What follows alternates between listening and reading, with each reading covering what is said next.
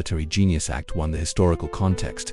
The rise and fall of Napoleon Bonaparte. Imagine a man who, in little more than a decade, transformed a small nation into an empire that spanned much of Europe. A leader whose ambition was as vast as his military genius, but whose ambitions ultimately became his own undoing. Today, we explore the story of Napoleon Bonaparte, the French emperor whose fate was sealed in a single battle, the Battle of Waterloo, fought on June 18, 1815, the French Revolution, the birthplace of Napoleon. To understand Napoleon's rise, we need to go back to the turbulent period of the French Revolution, 1789 to 1799. This event marked the collapse of the Ancien regime, the beginning of a new era in France. The absolute monarchy was overthrown, and the ideals of liberty, equality, and fraternity began to shape the country. However, the revolution also brought chaos, political instability, and external wars. Napoleon Bonaparte emerged as a central figure in this tumultuous scenario. He was born in 1769 on the island of Corsica, then recently annexed by France. From a modest background, Napoleon attended state-funded military schools and demonstrated from an early age an exceptional intelligence and a remarkable ability for strategy and tactics. During the revolution, Napoleon supported republican ideals, but he also knew how to capitalize on the chaos to advance his career. In 1793, he rose to prominence by leading the siege of the city of Toulon, where royalist forces had revolted against the Republic. His victory there caught the attention of the revolutionary leaders, catapulting him to positions of greater responsibility. Some interesting facts and trivia. In his youth, Napoleon was known for his dedication to studies and his love of books. Napoleon read avidly about history, philosophy, and mathematics, which shaped his strategic vision. The role of Corsica. Although French by nationality, Napoleon had deep ties to his native Corsica and initially supported independence movements, before aligning himself with France. Napoleon's meteoric rise. Following his victory at Toulon, Napoleon continued to rise through the military ranks. He distinguished himself not only for his strategic skills, but also for his ability to inspire loyalty among his men. In 1796, he was appointed commander of the French army in Italy, where he led a series of victorious campaigns against the Austro-Sardinian forces. The Italian campaign 1796 to 1797 was a turning point in Napoleon's career. He defeated much larger armies with innovative tactics, such as lightning attacks and the effective use of artillery. He also used diplomacy to negotiate advantageous treaties, cementing his reputation as a political and military leader. But Napoleon didn't stop there. In 1798, he launched an ambitious expedition to Egypt, with the aim of weakening British dominance in the Mediterranean and expanding the French Empire. Although the campaign was militarily inconclusive, it had a significant impact on European culture and science. Napoleon brought with him scientists, engineers, and artists, who made important archaeological discoveries, such as the Rosetta Stone. More interesting facts and trivia. The Rosetta Stone, found during the expedition to Egypt. This stone was instrumental in deciphering Egyptian hieroglyphics and opening new doors to the study of antiquity. Napoleon's leadership style. He was known for his tireless energy and for always being present on the battlefield, leading his men in a direct and inspiring manner. The Consulate and the French Empire in 1799. Napoleon returned to France after his disastrous campaign in Egypt, taking advantage of the country's political instability. He led a coup d'état, the coup of 18 Brumaire, and assumed control as first consul of France. Under his leadership, France experienced an era of stability and significant reforms. One of Napoleon's greatest achievements was the creation of the Napoleonic Code, a set of laws that standardized the French legal system and influenced legal systems around the world. He also implemented improvements in public administration, the economy, and education, making him a popular ruler among many French people. In 1804, Napoleon proclaimed himself Emperor of France, founding the First French Empire. His reign was marked by spectacular military achievements, such as the Battle of Austerlitz 1805, considered one of his greatest victories. Known as the Battle of the Three Emperors, it resulted in the defeat of Russian and Austrian forces, and consolidated French dominance in Central Europe. More interesting facts and trivia.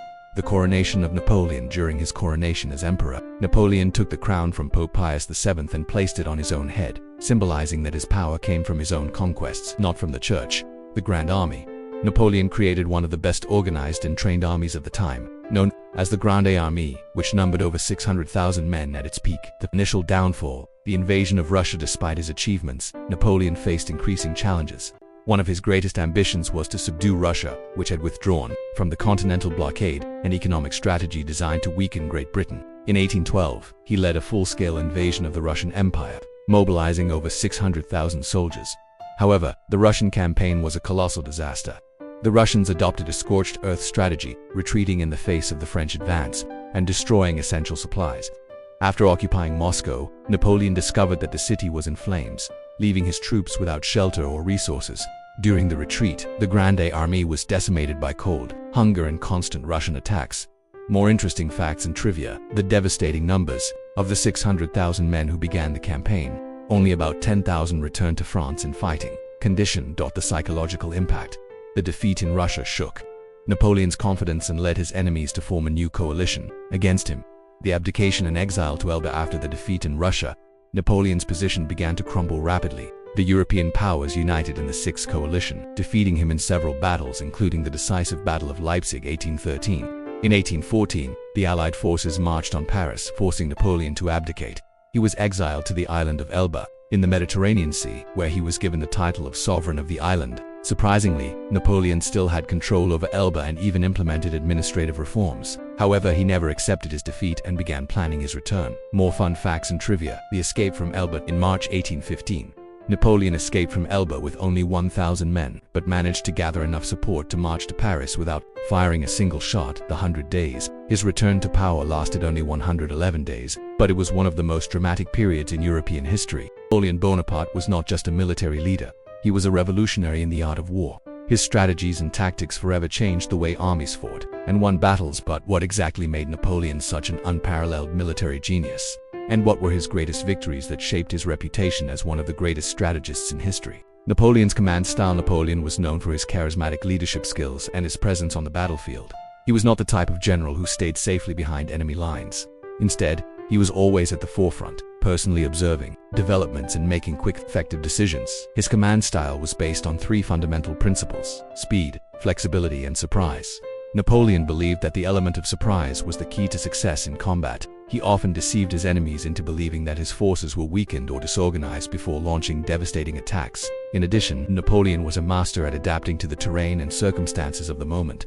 He carefully studied the terrain before each battle, identifying weak points in the enemy's defenses and exploiting these vulnerabilities to his advantage. More interesting facts and trivia. The role of cavalry. Napoleon used cavalry not only for frontal charges, but also to encircle and flank the enemy, creating chaos in their rear lines. Trust in subordinates. He trusted his generals, such as Joachim Murat and Michel Ney, completely, delegating crucial responsibilities to them during battles. Napoleon's innovative tactics. Napoleon introduced several innovations in the art of war that influenced generations of military strategists. One of his most notable contributions was the concept of the decisive battle, where he concentrated all his forces on a single critical point on the battlefield, breaking through enemy lines and causing widespread panic. Another revolutionary tactic was the division of his army into smaller, self-sufficient units known as corps. Each corps could operate independently, allowing for greater mobility and flexibility. This meant that Napoleon could divide his forces to encircle the enemy or quickly assemble his troops for a concentrated attack. In addition, Napoleon was a master of logistics. He ensured that his troops were well supplied, even in distant campaigns, and used alternative routes to avoid enemy blockades. His attention to logistical detail was one of the reasons he was able to sustain long campaigns successfully. More fun facts and trivia. Mobile artillery. Napoleon transformed heavy artillery, which was traditionally slow and immobile, into a highly mobile force. He used cannons to directly support infantry and cavalry, maximizing their effectiveness. Use of time. Napoleon often chose specific times of day to launch his attacks, such as dawn or dusk, when the enemy was least prepared. Napoleon's greatest victories. 1. The Italian Campaign 1796–1797. The birth of a legend. The Italian campaign was Napoleon's first major test as a supreme commander. He faced much larger armies led by powers such as Austria and the Kingdom of Sardinia, but managed to defeat them repeatedly with brilliant tactics. One of the most notable battles of this campaign was the Battle of Waterloo 1797, when Napoleon outmaneuvered a numerically superior Austrian army. He used the mountainous terrain to his advantage, positioning his troops at strategic points and cutting off enemy supply lines. The victory at Waterloo cemented his reputation as a military genius. More fun facts and trivia. Napoleon's diplomacy. After his victories, Napoleon negotiated advantageous treaties, such as the Treaty of Compiègne, which redrawn the map of Central Europe. French propaganda. Napoleon used the press to promote his victories, creating an image of invincibility that inspired his soldiers and intimidated his enemies too. The Battle of Austerlitz 1805, Napoleon's masterpiece known as the Battle of the Three Emperors. Austerlitz is considered Napoleon's greatest victory. He faced a much larger Austro-Russian coalition, but managed to defeat it with an ingenious strategy. Napoleon deliberately weakened the center of his lines, forcing the Allies to advance to this seemingly vulnerable point. However, it was a trap. When the enemy forces were fully committed, Napoleon launched a devastating counterattack, encircling and annihilating his troops. More fun facts and trivia. The Rising Sun Maneuver. Napoleon ordered his troops to begin the attack at dawn, taking advantage of the bright sunlight to temporarily blind the enemy. Psychological perception. He carefully studied enemy leaders, exploiting their weaknesses and hesitations to gain psychological advantage. 3. The Prussian Campaign 1806-1807. The lightning defeats. After his victory at Austerlitz, Napoleon turned his attention to Prussia, which had declared war on France. In a series of lightning battles, he defeated the Prussian army within a few weeks. The Battle of Jena-Auerstedt 1806 was particularly impressive. Napoleon divided his forces, attacking the enemy simultaneously at 2 different points. Perfect coordination among his generals resulted in the complete destruction of the Prussian army. More interesting facts and trivia. The speed of conquest. Napoleon captured Berlin in just a few weeks, demonstrating the effectiveness of his fast-moving tactics. The Prussian humiliation. After its defeat, Prussia was forced to accept humiliating terms, including the cession of large territories to France. Napoleon's tactical mistakes. Although Napoleon was a military genius, he also made significant mistakes throughout his career. One of his main problems was his tendency to underestimate his enemies, especially in distant campaigns such as the invasion of Russia. Another recurring mistake was his inability to deal with opponents who adopted guerrilla or scorched earth strategies. In Spain, for example, British and Spanish forces used ambush and sabotage tactics to slowly wear down the Grande Armée. More interesting facts and trivia. The Peninsular War. Spanish resistance was so fierce that Napoleon called it his open wound, consuming resources and men that could have been used on other fronts. The lack of flexibility. As he grew older, Napoleon became more inflexible in his strategies, refusing to adapt to new realities on the battlefield. While on the island of Elba, Napoleon Bonaparte decided that his destiny would not be dictated by European monarchs. He fled, returned to France, and within weeks had regained control of the country. But the world would not stand by while he rebuilt his empire. This was the beginning of the famous 100 Days, a period of intense political and military tension that culminated in the decisive Battle of Waterloo. The exile on Elba, a new beginning or a golden prison. After his first abdication in 1814, Napoleon was exiled to the island of Elba in the Mediterranean Sea. Although it was a small island, he was given the title of sovereign of the island and retained certain privileges. During this time, he implemented administrative reforms, built roads, and improved the local economy. However, Napoleon never accepted his defeat. He was frustrated by reports that the Bourbons, restored to the French throne, were dismantling his reforms and alienating the people. In addition, he had information that the European powers were considering transferring him to a more remote location, such as St. Helena, where he would be completely isolated. More interesting facts and trivia. European surveillance. Despite his title, Napoleon was constantly monitored by British and French agents, who reported his movements to the European powers. The secret plans. During his time on Elba, Napoleon began planning his return, quietly recruiting allies and studying the political conditions in France. The escape from Elba. The triumphant return. In February 26, 1815, Napoleon fled Elba with only 1,000 men, including loyal veterans of the Grande Armée. He sailed to the southern coast of France, landing near Cannes. Rather than face resistance, he marched on to Paris, gathering support along the way. Napoleon's return was incredibly successful. Many French soldiers and citizens still viewed him as a national hero, and his promises to restore France to glory resonated deeply. When he arrived in Paris on March 20, 1815, King Louis XVIII fled into exile, and Napoleon resumed the throne without firing a shot. More interesting facts and trivia. The triumphal march. During his journey to Paris, Napoleon gained the support of troops sent to stop him rather than fight him. Many soldiers deserted to join the emperor. The European reaction. The European powers were horrified by Napoleon's return. They immediately suspended the Congress of Vienna and began forming a new coalition to confront him. The 100 Days. Rebuilding the empire. The 100 Days were a frenzied period of political and military activity. Napoleon knew that he did not have much time before the European powers would gather enough forces to invade France. He worked tirelessly to rebuild his army and strengthen his government. Reorganization of the French army. Napoleon called up veterans of the Grande Armée and introduced new recruits to form an army of about 200,000 men. He also modernized his forces, incorporating more advanced weaponry and rapidly training troops to face the Allies. Diplomacy and propaganda. Napoleon attempted to negotiate with the European powers, promising that his reign would be peaceful and that he would respect the borders established by the Congress of Vienna. However, these proposals were rejected, and he was declared an outlaw by the coalition. To gain domestic support, Napoleon launched a propaganda campaign, presenting himself as the defender of the French Revolution and the protector of liberty against the absolutist monarchs. More interesting facts and curiosities. The Napoleonic Code. Napoleon reaffirmed his commitment to the legal reforms he had implemented during his first reign, securing the support of the middle and lower classes, the loyalty of the soldiers. Many veterans of the Grande Armée voluntarily returned to fight alongside Napoleon, driven by loyalty and the desire to relive the glory days of the empire. Preparing for the final battle, knowing that war was inevitable, Napoleon decided to take the initiative. He marched into Belgium, where British and Prussian forces were concentrated. His plan was to divide the Allies, defeating them separately before they could unite their forces.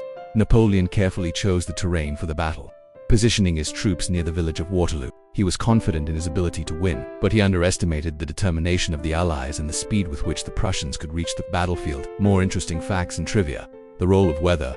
Torrential rain the night before the battle turned the field into mud, hampering troop movements and delaying the start of the fight. Wellington's strategy. The Duke of Wellington, leader of the Allied forces, chose to position his troops on a defensive hill, making it difficult for Napoleon to break through his lines. He may have been a military genius, but he faced a coalition of European powers determined to destroy his empire. In this act, we meet the leaders who came together to confront him and how they planned his ultimate defeat. This was the moment when the greatest military forces in Europe came together to end the Napoleonic era. The formation of the Seventh Coalition. Napoleon's escape from Elba and his return to power in France deeply alarmed the European powers. At the Congress of Vienna, which sought to restore political order after the Napoleonic Wars, European leaders quickly suspended their negotiations and formed the Seventh Coalition. This coalition included the major powers of the time: Great Britain, Prussia, Austria, Russia, as well as other smaller states such as the Netherlands, Belgium, and several German kingdoms. The objective was clear: to prevent Napoleon from rebuilding his empire and to ensure that France would never again threaten European stability. The Allies assembled a combined army of some 800,000 men, financed by colossal resources. Great Britain in particular played a crucial role, providing substantial funds to sustain the coalition. More interesting facts and trivia. Britain's financial role. Britain contributed millions of pounds to finance the Allied campaigns, demonstrating the country's economic power. European unity. Despite the historical rivalries between the European powers, the threat of Napoleon brought these countries together in a common cause, something rare in the history of the continent. Arthur Wellesley, Duke of Wellington. The British strategist. One of the most important leaders of the coalition was Arthur Wellesley, the Duke of Wellington, one of the greatest generals in British history. He was known for his discipline, caution, and ability to organize impenetrable defenses. Wellington's military career. Wellington had made his reputation in the Peninsular Wars against the French, where he repeatedly defeated Napoleon's armies in Spain and Portugal. His strategy was based on carefully choosing terrain, fortifying his positions, and avoiding direct battle until he had the advantage. Preparation for Waterloo. To confront Napoleon, Wellington positioned his troops in Belgium, near the village of Waterloo. He chose a defensive hill called Mont Saint-Jean where his forces could withstand French attacks. Wellington knew that Napoleon was a master of frontal attacks, so he prepared his lines to absorb the impact and counterattack at the right time. More fun facts and trivia. Wellington's defensive style. Unlike Napoleon, who preferred aggressive attacks, Wellington was a defensive strategist, focused on wearing down the enemy before launching a decisive counterattack. The loyalty of his soldiers. Wellington was deeply respected by his men, who called him the Sepoy General due to his victories in India. Gebhard Lebrecht von Blücher, the Prussian veteran. Other crucial leader of the coalition was the Prussian Marshal Gebhard Lebrecht von Blücher, a veteran of the Napoleonic Wars. Although he was older and less refined in strategy than Wellington, Blücher was known for his ruthless determination and personal courage. The Prussian contribution. Blücher led the Prussian army, which played a decisive role in the Battle of Waterloo. After being defeated by Napoleon at the Battle of Ligny 2 days before Waterloo, Blücher ordered his troops to withdraw towards the main battlefield, promising to arrive in time to help Wellington. The decisive arrival, despite being wounded and with his forces in disarray, Blücher kept his promise. The Prussian troops arrived on the battlefield at the critical moment, attacking Napoleon's right flank and sealing his defeat. More interesting facts and trivia. Blücher's nickname. He was nicknamed Marshal Vorwärts, General Forward, due to his philosophy of always moving forward, regardless of the circumstances. Prussian determination. Even after being defeated at Ligny, Blücher rallied his troops and marched through the night to fulfill his promise to support Wellington. Other Allied leaders and forces. In addition to Wellington and Blücher, other leaders and forces played important roles in the coalition against Napoleon. The Dutch and Belgian troops. The Dutch and Belgian forces, although less experienced, formed a significant part of the Allied army. They occupied key positions on the battlefield, helping to fill gaps in Wellington's lines. Austria and Russia. Although Austrian and Russian troops did not directly participate in the Battle of Waterloo, their massive mobilizations pressured Napoleon to concentrate his forces in Belgium, preventing him from exploring other fronts. More interesting facts and trivia. Allied coordination despite cultural and linguistic differences. The Allies maintained impressive coordination, especially between the British and Prussians, the legacy of the coalition. The union of the European powers against Napoleon set a precedent for future continental alliances, such as the Holy Alliance after the Congress of Vienna. Downfall. His meteoric rise began with the French Revolution, where he emerged as an unparalleled military genius. With his innovative strategies, he conquered much of Europe, implementing reforms that changed the face of the continent. However, his ambitious campaigns, especially the disastrous invasion of Russia, began to undermine his power. After his first downfall in 1814, Napoleon fled Elba during the famous 100 Days, returning to the French throne and attempting to rebuild his empire. But this time, he faced a united coalition of European powers led by legendary figures such as Arthur Wellesley, the Duke of Wellington, and Gebhard Lebrecht von Blucher. On June 18, 1815, the Allied forces faced Napoleon on the battlefield of Waterloo in Belgium. Despite his heroic efforts, Napoleon was defeated, marking the definitive end to his military and political career. The Battle of Waterloo was not just the end of a man, it marked the beginning of a new era in Europe. The Congress of Vienna redrew the political map, restoring monarchies and promoting decades of relative peace. Napoleon's legacy, however, lived on. His civil code influenced global legal systems, and his campaigns continue to be studied as examples of military strategy. What can we learn from Napoleon Bonaparte? He teaches us about the importance of dreaming big, but also about the dangers of letting our ambitions consume us. Napoleon was a visionary leader, but his choices often put his people at risk. He reminds us that absolute power can corrupt, but also that even in defeat it is possible to leave a lasting legacy. Today, the Battle of Waterloo remains a symbol of resistance and international cooperation. It shows us that even in the face of a seemingly invincible adversary, unity and determination can prevail. And above all, it teaches us that history is not made by great figures alone, but by ordinary people fighting for their ideals. If you enjoyed this video and want to learn more about historical events that shape the world, please click the like button below. This helps us continue to produce interesting and informative content for you. Don't forget to subscribe to the channel to stay tuned for our upcoming videos, where we will explore other incredible moments in world history. Also, leave a comment sharing what most caught your attention about the story of Napoleon and the Battle of Waterloo. We want to hear your thoughts and answer your questions. Until then, keep thinking, questioning, and learning. After all, history is not just about the past. It is about the future that we can build together. Until next time.